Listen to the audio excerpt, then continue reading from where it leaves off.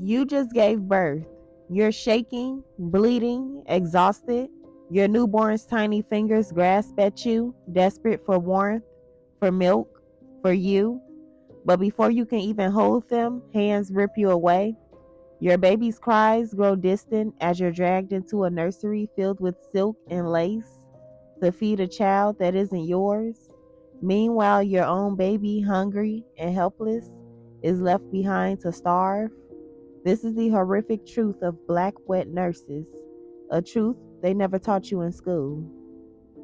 For centuries, enslaved women weren't just forced into labor, they were forced into motherhood for children that weren't their own. Their milk was stolen, their bodies were used, their own babies were discarded like afterthoughts. Now picture this. You've just endured agonizing childbirth on the dirt floor of a slave cabin, with no doctor, no comfort, just the burning pain and the smell of blood. You can barely sit up when the door swings open. They're here. You beg. You plead to hold your baby, just for a moment. But the answer is the same as always. That's not your decision. Your breasts are swollen, aching, dripping with milk meant for your child.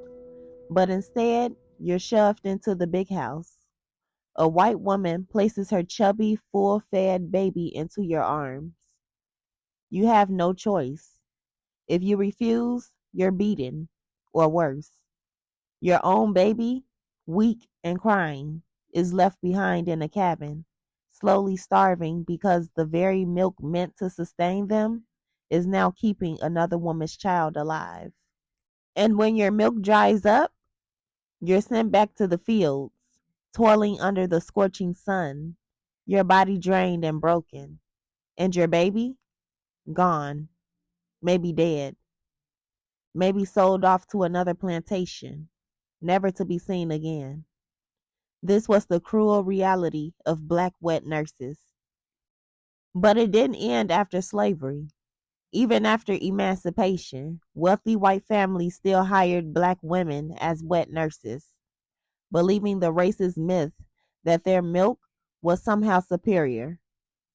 These women were paid almost nothing and often forced to live in white households for weeks or even months, separated from their own children, who suffered and died from neglect in their absence. And the trauma, it never left. Generations of black mothers learned that breastfeeding wasn't an act of love, it was an act of servitude.